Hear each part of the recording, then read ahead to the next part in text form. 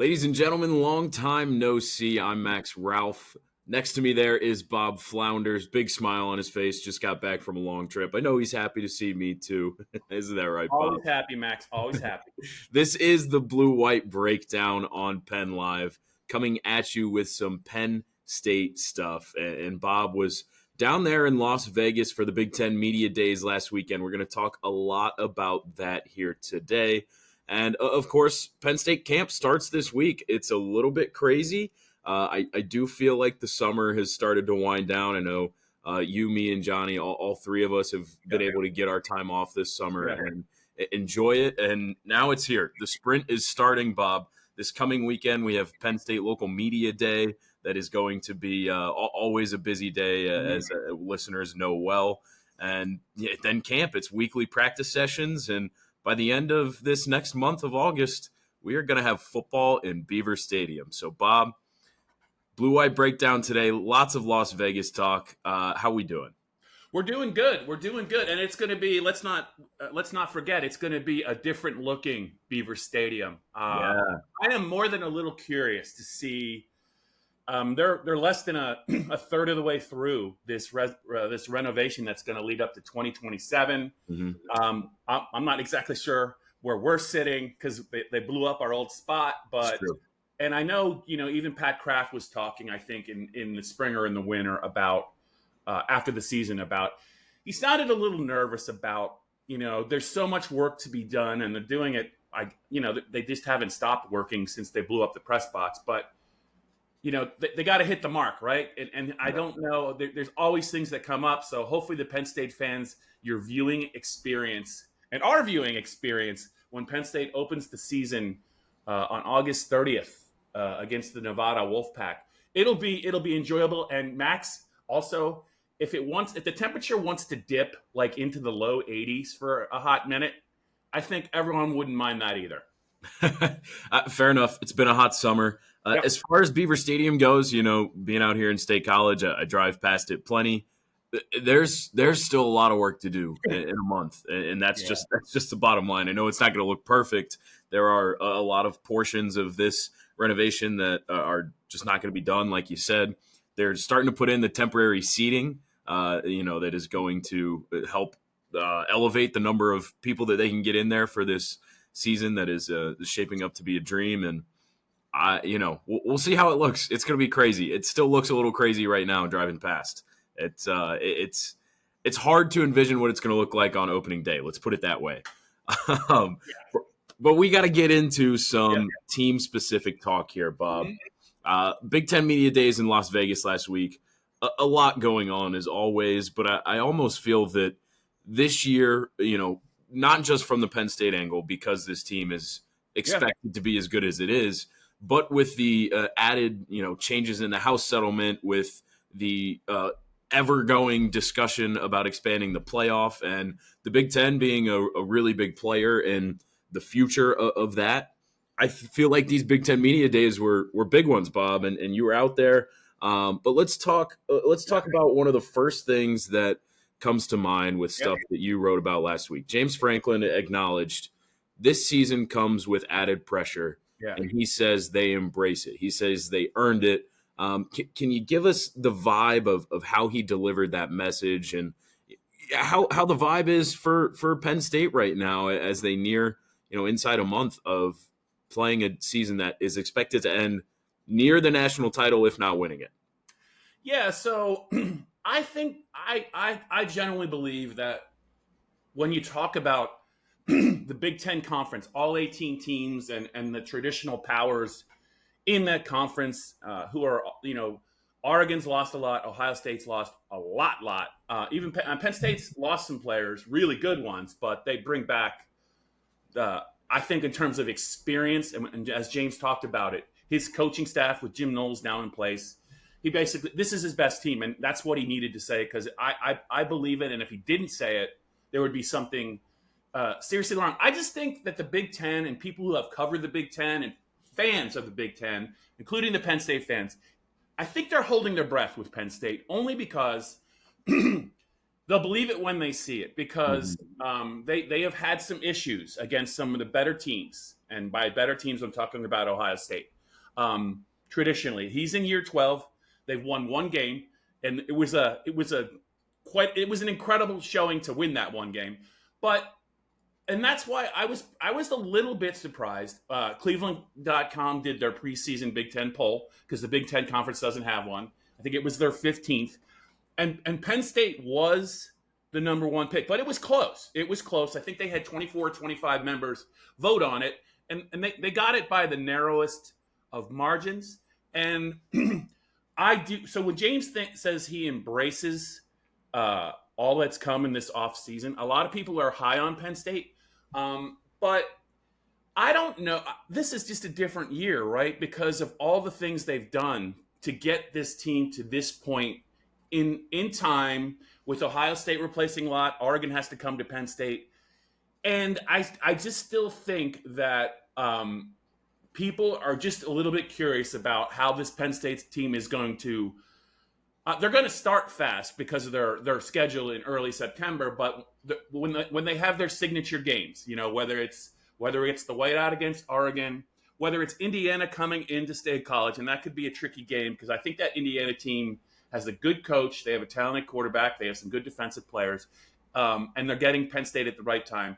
I just think and it's not really just about how they do in the regular season, right? Because they are built to get at least to the semifinals, and I think the expectation is be in the championship game if they could stay healthy at all the right spots, right? So the one thing that gave me a little pause is he said, ever since they won the Big Ten title in 2016, inside the last building, the expectations have always been like this. I don't know if that's quite true. I would say since they won the Big Ten title, largely the fan base has expected Penn State to contend to be a top 10 team. That is not the expectation now that there is a 12-team playoff. Yeah. The expectation is we brought all these guys back who could have played in the NFL, who could have been drafted very high in the NFL. We invested pretty significantly in the transfer portal. We addressed probably their two biggest concerns, which obviously were wideout, but also they were short at linebacker. And if you don't realize that, I mean, it's great that Dom and Tony Rojas are back, but they lost Tamir Robinson, Max, and they like a lot of players, but they don't have a lot of proven players. So I just think this is a different year, and I do think when he says that they embrace this, I just think it's a little bit of a different kind of pressure, and I'm just curious to see in the big moments this year how they respond to it. Yeah, you said it best in the middle of that, Bob. Believe it when we see it. It's kind of been the refrain that repeats all throughout this tenure for James Franklin, and especially since 2016, where you mentioned it's kind of the frame of reference of these have been the expectations ever since then. I agree. I don't think that's the case. This is built up to another level, absolutely. Last year, we saw that they had the potential to go and do it. This year, it is the expectation, and this team is really talented. The note about saying this is the best personnel James Franklin has had in his tenure at Penn State, him saying that, I mean, look, Franklin is not a sugarcoat kind of guy. Like, he believes that if he says it. And I'm with him, and I honestly think even more so than the talent on the field that has been so heralded with everybody that they're returning, as you mentioned, Bob. I really think it's the coaching staff that makes the difference for this team over, a 2017 maybe for Penn State, because that was a really good team too. That obviously underwhelmed in some ways, but this coaching staff is on another level. Andy Kotelnicki gets his second year with Drew Allar. Jim Knowles comes in, and while it might have taken some time for him to really reach that star-studded status at Ohio State, he runs a lot of the same stuff that Penn State's been doing here for the past 3 or 4 years. Honestly, for the past 12, if you go back to Brent Pry and Bob Shoop, but especially what Manny Diaz and Tom Allen have done, there's a lot of similarities. And then you add on the talent on top of those things. I do think that this is a different team. I agree with James Franklin that this is the best personnel that he's had on paper. Now it's time to go out and show it, and I'm excited that we get to camp this week, start seeing practice, next week, because we're going to learn a lot more about the only question marks that remain on this team, which I do have a couple of those lined up here for discussion today, Bob. But let's continue on the frame of on the chain rather of best personnel in Penn State's tenure. Another pretty bold statement for James out in Vegas. He thinks they could have 10 to 12 guys drafted next year. Bob, you and I have talked a little bit about draftable players this summer in podcasts. I think that's a reasonable number, but it just sounds high when you say it. Yeah. And when I wrote about that, and I think it was either right around the draft or maybe it was right after the blue-white game. I wrote something about how loaded the draft class would be, and there were some projections about maybe some players who are really good having their breakout year and some players leaving early. But my list back then had 14 names on it. Yeah. And when I updated the list earlier this week, I only put 13 on it. But they should absolutely have double digits. Absolutely. The biggest class he's had, it was, I think, 8 twice in 2022 and I think 2024. I could see a path if everything goes right. I could make a case for at least 12 and maybe a couple more because, and especially, Max, especially if this team follows through on the expectations for it and the promise. I just hope Penn State fans kind of realize this is a regardless of how the season plays out. This is a special season because it's just going to look real different next year. It really is. And the more success they have, I think the more players probably are going to leave. And the coaching staff, I'll say it, like, I don't know that this isn't, I would imagine if this offense has its act together and they're dominating teams and the run game is going and Drew takes another step, I don't see a world in which Andy Koldenicki is not a head coach next year. So a lot of things, 12 months from now, when we're talking, we're going to be talking about, much like they're talking about a different group at Ohio State. It's just going to be different, and it's up to Penn State to maximize this opportunity. He's got the coaching staff. He's got the veteran personnel. He's got the star power, and he's also got some players, I think, in their first and second years who, by the time October and November roll around, I think, and this is a good team, a few of them are going to be playing key roles. Yeah, absolutely. There are young pieces that, Bob, it's every season with any team. In order to reach your ceiling and move past projections, you have to have guys outperform their expectations. That's just how it goes in any sport. That's kind of a buzzword for a lot of baseball teams because it's such a stat-based, projection-based sport. But in order for Penn State to blow through that ceiling of whatever it is, 10.5 win total, I don't remember what it was. But that sounds right. You have to have some young guys who have not proven it yet outperform what the outside world expects them to do. So that's part of it. But I do think the long way of what you said there, Bob, at the end is enjoy this season while it happens. Hope that Penn State does what it's supposed to, because next year it may not look as good. It's just a simple fact when you have so many seniors that are taking up playing time right now in a lot of one-year transfers. This is the year. It's all in right now. And that's not to say Penn State isn't going to have a good team next year. It's just going to be a lot different.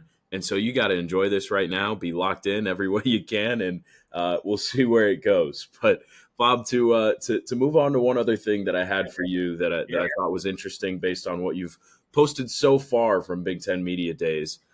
Franklin had some pretty on-the-nose comments about his defensive tackle depth chart. And that is one of the positions where I'm personally looking forward to watching in camp. I think that there are some questions here outside of Zane Durant. And he said 5 names. It's not often where we hear the exact 5 names that he might see being fitted a position, and we had him. So I'll let you run with everything he said. But the 5 names were Zane Durant, Alonzo Ford, Xavier Gilliam, Owen Wafel, and Ty Blanding. So I think I'll leave my thoughts for after I let you go. But that's a big position that has has some question marks around it, and James was very pointed in saying what he felt about that spot. Yeah. And I just wanted to circle back real quick because it occurred to me. Sure. Yeah. Would James, everyone's talking about Penn State. It's Big Ten Media Days. It's his turn to talk. He's trying to deliver messages. He met with the reporters like for 45 minutes a little bit later, but it's on the Big Ten Network. He gets about 15 minutes or 12 minutes to speak. They're the preseason number one. He was hoping he would get asked about expectations, and he said the right thing. But don't forget about this. What he said was best combined personnel, coaching staff, assembled talent. And who was he speaking to? Was he speaking to the media? I think he was speaking to parents of recruits, future Penn State Nittany Lions, when we're going to have between 10 and 12.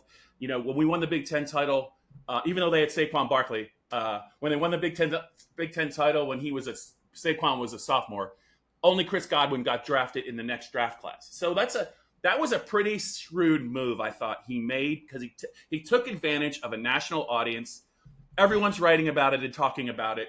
And who is that message for? It's not for the current players. It's not for the current parents. It's for future Nittany Lions. And when you brought that up, the more I thought about it, that was pretty smart. Yeah. Of James regarding the defensive, to me. And I'm going to write something a little bit later this week. And I wrote something about team strengths, and I have it on our budget, our Penn Live budget, as team weaknesses. I'm going to change that because I don't think weaknesses with this team is the right word.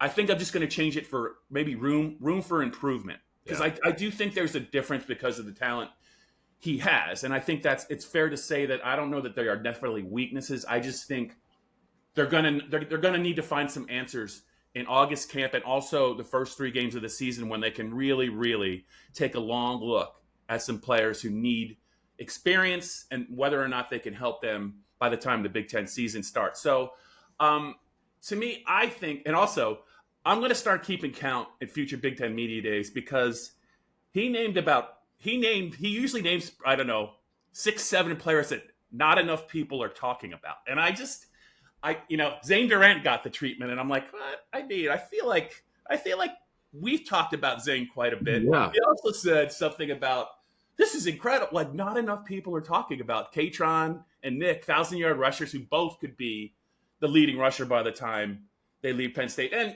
I guess, I wouldn't have the stats on that, but I can't imagine that Nick Singleton in his 4th year, that there's ever been a running back been written more about in Penn State history. But James likes to do that, and I'm going to start keeping track of all those guys. But he also said something about Alonzo Ford and his injury, and he didn't really say we're not talking enough about it. He said, I don't think people realize what that really hurt, because he got hurt late in the year. He was just starting, I think, to play really meaningful snaps in the rotation. It was after Hakeem Beamon had left the team. And they were short at defensive tackle once he went down. They really only played 3. Izzard and Jay Thomas are gone, so that is why it's a little perilous now at defensive tackle.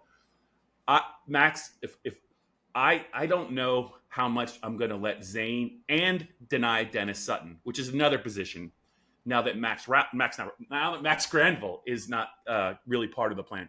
Well, Bob, I can tell you I'm not part of the plan either for Penn. I don't know how much I'm letting them really. What else do you need to see from them? Like scrape the rust off, go over some things on the field. But man, those two might be, when you talk about depth, they might be the two players other than the quarterback that they can't afford to have anything happen to. So I do believe that Xavier Gilliam is really ready to seize the moment and become a prominent, not only on the team, but in the Big Ten, a prominent player at defensive tackle, because Devon J. Thomas said it right away when I talked to him at a pro day in March, and James feels very good about. He looks great, but they're shallow there. When you mentioned Waffle and Blanding, I mean, how many snaps are they going to get, especially late in big games? And you got to hope that no one gets hurt, and maybe another player will emerge. To me, it's about depth and rotation pieces at end and tackle, and keeping 33 and 28 healthy. it's got to be near the top of the list for Penn State. I'll be really curious to see what James says about their workload and what the plan is for them, because it starts up front on both sides of the ball. They have reserves at the offensive line. They don't have that at the defensive line, and that's why, Max, when I see these preseason projections about who's got the best defensive lines in the sport, if everyone's healthy, Penn State's absolutely, top 5 for sure. But I think we're going to need to see and hear some things about some of these guys, especially Gilliam, especially Ford, and either Waff. I don't know if it'll be 5, but they're going to need 4, right? They can play with 4, but either Blanding or Waffle are going to have to be guys that somebody's talking about. And then I'm really, really curious. I think the defensive end room, the young defensive ends, are all very talented. Yeah. And they're going to take their lead from Deny. But with all the attention Deny's going to get from opposing offensive lines this year, they're going to need 1 or 2 of those guys to win one-on-one matchups and get the defense off the field. I think that's where Xavier Gilliam comes in really well, because he kind of has that pass rushing background. He was a defensive end in high school. He's put on a ton of weight, a little bit similar to the Zane Durant archetype, and has a chance to really be effective in the interior. We've known even really since the end of last season when they lost Beeman and Ford, that Xavier Gilliam was the next up in this room. He was the one getting talked about the most. Ty Blanding kind of right there with him. Gilliam definitely more hyped up. Those two are lifting partners in the offseason and in the Lash building. They certainly go at it together in the weight room every time we've been in there. Those two are impressive.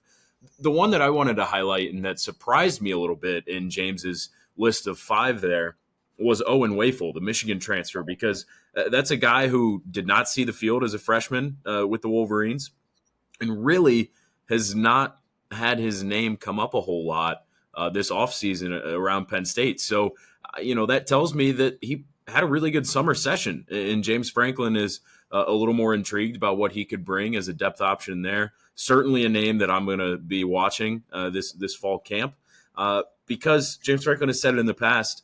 They want to be 2.5 deep at every position. So with defensive tackle having 2 guys on the field at pretty much all times, that means 5 players. So there are 5 players that they want to play. You're absolutely right, Bob. They're really going to want 3, maybe 4 playing the bulk of the snaps, but they got to have 5 that are prepared and ready and able to keep Zane Durant and Dennis Sutton healthy. And I really think those 4 and 5 right now are uncertain. I was surprised to see Wafel's name there. I think it's a good sign, but if I think back to spring ball when Wafel had just gotten there, I think DeAndre Cook was the other name that James Franklin was mentioning at the time.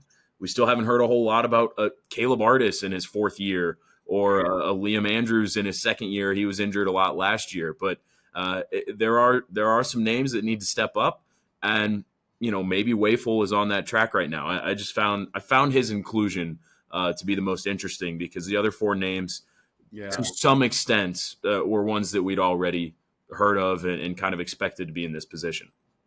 Yeah, Max, the other thing I think Penn State can do to kind of alleviate some of the concerns up front until they feel good about, who the 2nd and 3rd team guys are up front and how they can kind of protect Deny and Zane is, if you really think about the last 2 national champions, Michigan and Ohio State, and you think about the Ohio State-Penn State game in the second half last year, the Penn State offense being able to play complementary football and take over the game with the running game, chew up the clock, build a big lead, and just hammer away. You remember, Max, I remember watching like the 4th quarter of the Penn State-Ohio State game at Beaver Stadium with you. Yeah. And that offensive line and those running backs and Will Howard running the ball, they just play keep away. And that is another way that Penn State can kind of help its defense. I bet you're going to hear more of that from Andy Koldalnicki and James this year, especially while the defensive line is still sorting itself out. If they can keep the ball for 35 minutes a game, and I believe with this offensive line, the blocking of the tight ends and the running backs that they have, I could see a world in which the majority of their games That's the script. Michigan was able to do it. I think there were times when Ohio State was able to do it. And with this offensive line and those backs and Drew's ability to run the ball and move in the pocket and extend plays and also do some things with his legs, I could see as much as we all talk about explosive plays and chunk plays, there's going to be a lot of value if Penn State can go 10, 12 plays and build a lead, and get the game to 20 plus points against some teams they're supposed to really take over. And that's another way they can help their defense. I think that can happen. And I think that is something that's going to be a goal of theirs, whether they talk about it or not. I think that has to be the formula. I'm with you. Not just for defensive health, but also for pure offensive and overall success.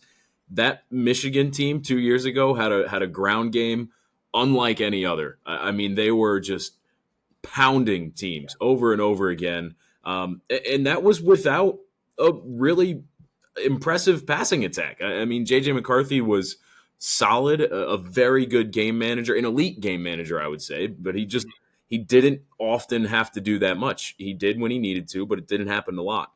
Ohio State, the thing that made them special was that they predicated their offense on being able to beat you over the top with a couple of really good wide receivers.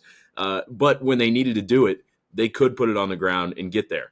I think Penn State's model follows the Michigan one a little bit more. While those wide receivers should be better this year, it's still kind of an unknown. And I don't care how good any of these new Penn State wide receivers are, none of them are Jeremiah Smith. So it's going to be a little bit different. I do think that the model will have to look a little bit more like Michigan. They'll have to ground and pound, which realistically, when we look over, James Franklin's tenure here, that's kind of the way that he's wanted to do things and the way that the best Penn State teams have gotten it done. But you're right. I think that's what it is. And that does have, some positive side effects on the way your defense plays and doesn't have to be out on the field all that often. Yeah, Max. And I talked about last year's Ohio State game. That 2023 Michigan Penn State game when Jim Harbaugh wasn't available.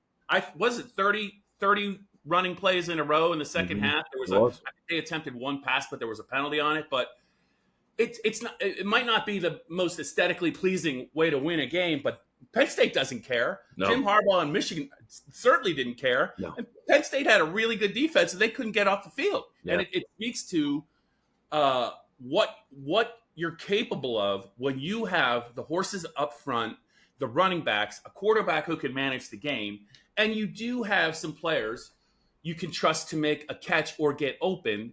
And they're all kind of different players. And as much as they're not going to have Tyler Warren, I still think when he missed some time, but Luke Reynolds in the spring, the way that he changed his body and how he looked early in spring before I think he was dealing with a minor injury.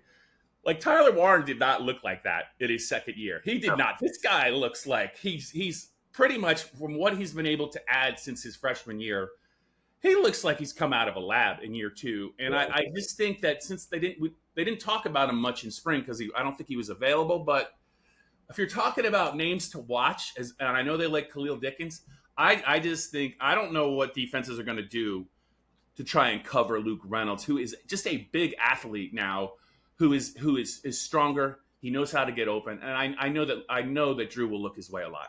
Yeah, and don't forget about Andrew Rapplier either. If he is fully healthy, that's three tight ends right there that could really cause some damage. Bob, there's one last thing that I want to hit on as far as Vegas goes.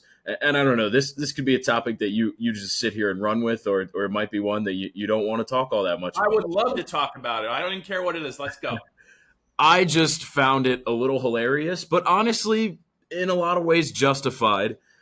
James Franklin's rant is the best way to describe it about not wanting to be in Las Vegas and the poor way that the Big Ten has marketed itself right now as compared to the other conference, which, we all can do some deductive reasoning and figure out is the SEC, which, by the way, Greg Sankey, SEC commissioner, hilarious, went on Twitter and had somebody make it kind of looked like the SEC logo with the circle and the SEC, but instead of SEC, it was TOC, the other conference. That was pretty funny. Well done. James Franklin always does that. He never addresses whoever he's talking about directly, whether it's Ohio State or whatever. But it can backfire on him. It's just the truth. But I thought it was interesting. I think he has a fair point, though. He's right. No, he's absolutely right. Being out there, I don't want to say it was a ghost town, but it was close. The majority of the teams in the Big Ten are, you're talking about the middle of the country there, and then you head a little bit east for some other schools as well, Penn State included. And to have it out there, I think there may have been a scheduling difficulty with maybe Indianapolis. I'm not positive about that, but I think this is a one-off. I don't think they were throwing the California teams a bone. I just think that this was their one opportunity to do it. They'd give it a shot. They'd see how it'd be received. I don't think it was received very well. There weren't a lot of media out there. I don't think James had a pretty big the program had a pretty big engagement in New Jersey, I think, on Thursday, the day after. They always do something to try and I think it's a little bit like it's a meet and greet, but it's also a way to generate some income and get to know the team. But I think that was on his mind. He said, "Oh, our poor Penn State media, they couldn't come out and cover us." I don't really think that James was really that wound up about that, having dealt with him for these 12 years. But he was not wrong. Not many people could go out. I think you will see the Big Ten Media Days back in Big Ten territory, and I think this was a one-off. But it was funny because he went on this. It wasn't a rant because he was kind of he didn't take big shots at for having it out here, but he also said, "Oh, and it's nothing against Las Vegas. Like Las Vegas really cares about whether or not college football athletes. They're not out here to gamble. Like I don't think really Las Vegas is going to lose any sleep over that, but." It was a little bit. I do think that this was the first and last Big Ten Media Days in Las Vegas, and I do think when the SEC has their media days, it's like the build up to the Super Bowl. I mean, right. It's like Mardi Gras for SEC fans. Mm-hmm. I mean, everyone in the SEC can attend the event because of the proximity of the SEC if they really want to go. That wasn't the case this year for the Big Ten, but. What I like about James is when he has an opportunity and he has the cachet and he wants to make a point, he's pretty good at making it. Like even when he can get a little bit negative, it doesn't really feel negative because he kind of has he has all the ducks lined up and all the arguments that he can make. So he was even asked about before we go. Somebody even asked about Pat Narduzzi would like to see Pitt play. And James was ready for that. He said, "Oh, I'm happy to talk about Pitt and all that. There's just this is one little thing that needs to happen, and that was everyone's got to play the same amount of conference games, which might be an impossibility." So it sounds like he'd welcome the opportunity, knowing that opportunity is probably never going to present itself. So I just think the whole from the time he took the stage. Last Wednesday, James didn't miss. He took advantage of the opportunity. He sold his program to future players and parents. He embraced the expectations. He is pretty much really ready for any question you want to throw at him. He did a good job, but I think that's the last of Las Vegas. We're leaving Las Vegas, Max, I think, for good. I think that's good. I think that this all extends to, and this was the point James is trying to make, it just extends to the larger conversation between the Big Ten and the SEC in general. The conference games thing is huge. I think James is really trying to subtly, but not so subtly, make the point that the Big Ten is not helping itself a whole lot by playing 9. And he wants the SEC to go to 9, and I think that would be the right way to do it. But if you look at all the ways that the SEC markets itself, it's on ESPN 24/7. That media rights deal with ESPN has helped the SEC exponentially compared to what Fox does with the Big Ten. I mean, yes, there's the Big Ten network, but it's just not the same as having your for all intents and purposes, your propaganda all over the biggest sports programming station in the world. I mean, It's just the SEC is operating on a different level as far as brand exposure. And they also have the advantage of a commissioner that is pretty steadfast in only playing 8 conference games and using that to their advantage in a big way. And it's also shaping the college football playoff expansion conversations. These are the 2 super conferences. There's no way around that. And, they probably will get bigger someday. But right now, the SEC is just has a leg up on the Big Ten. And I think James Franklin's wider point was that the conference really has to start doing better to be able to keep up. Almost all of the Big Ten's big games are on at noon. Yes. That is not the case in the SEC. And that's probably another thing that James probably bugs him pretty good, but he's got to play the hand he's been dealt. But I thought it was a good showing. And I just wanted to say that Drew Allar, Nick Dawkins, and Zakee Wheatley, the guys that represented Penn State, all interesting guys. Drew, for different reasons. We've talked about it. Nick Dawkins, man, if he wants a career in politics, if he wants to, I don't know what. I mean, I don't know what when his playing days are over. I think he could play in the NFL. I really believe it. I don't know what he's going to do 10 years from now, but he's going to be able to do a lot of things. He is a guy that's waited his turn, made the most of it, and he's another guy a very thoughtful guy and very colorful. When you lead him into, you ask him a leading question, he won't miss either. Zakee Wheatley's another interesting guy. Honestly, if I was James, that would be the one guy, Max, I say that not enough people are talking about. Yeah. When you look at the safeties across the country and in the Big Ten, I don't really think there is very much separating Zakee, Caleb Downs, the Oregon guy they got from Purdue, is it Finneman, whatever his name is.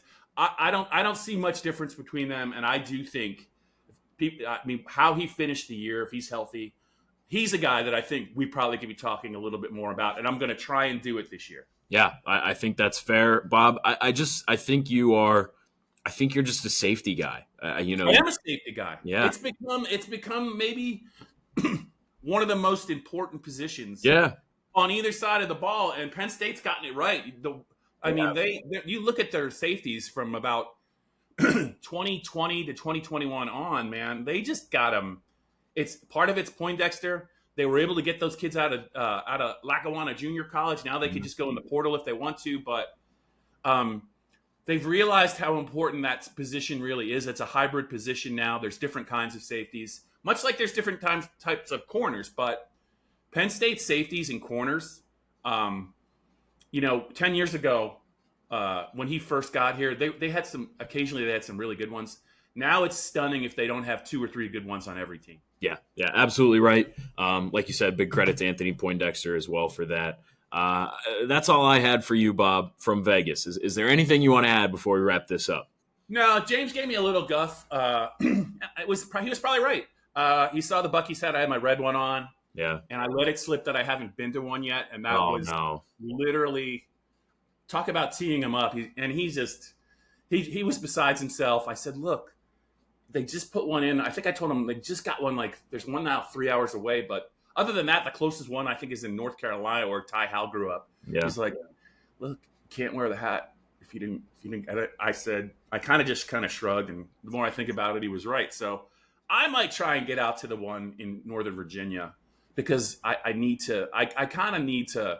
I'm talking the talk about Buc-ee's. I got to walk the walk. You do. It's only 3 hours away. Yeah.